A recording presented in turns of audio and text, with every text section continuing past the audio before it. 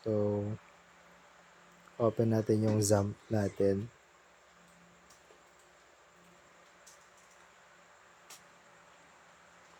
Tapos, pindutin natin yung start sa Apache and MySQL.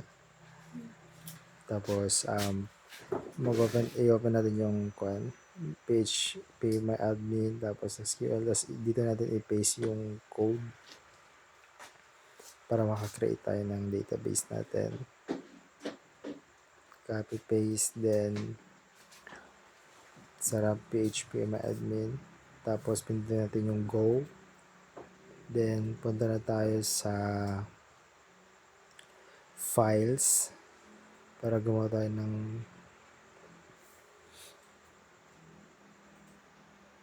open natin yung file explorer.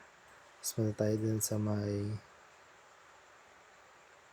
tapos, dito sa may XAMPP, punta tayo dun sa may htdocs. Tapos, create tayo dito ng file.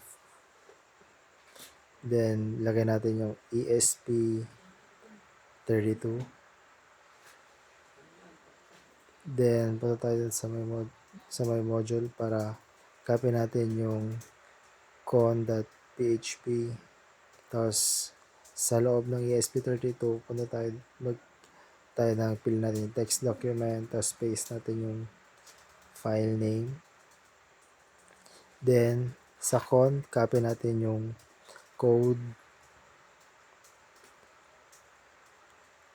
Then, i-paste natin dyan sa loob ng file folder niya.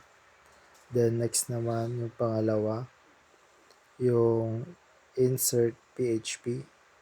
Copy natin yan. Tapos, gawa tayo ulit ng text document. Then, palitan natin yung file name. Then, also, copy the code. Saka natin i-paste. Then, lastly, the view.php. Same process natin.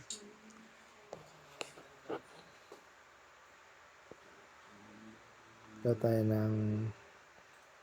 ng text document ulit.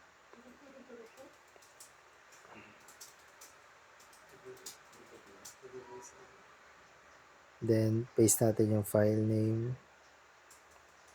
Then, also, paste natin yung code.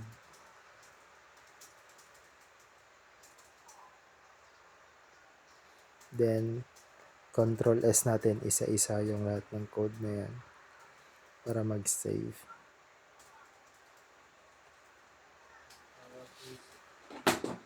Yan, isa-isa natin i-save.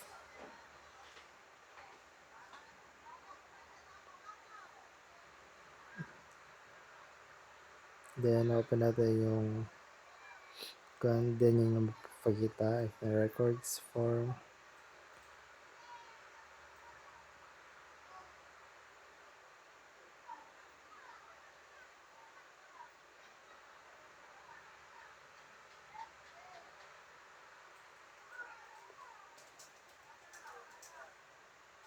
Then dito may sa Arduino kailangan natin i-install yung ESP8266. Yan. Gumagana naman na siya.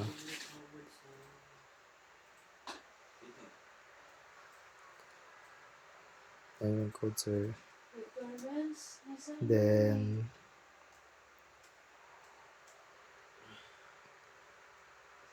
yan na yung output niya sa pag pinili natin yung link sa localhost.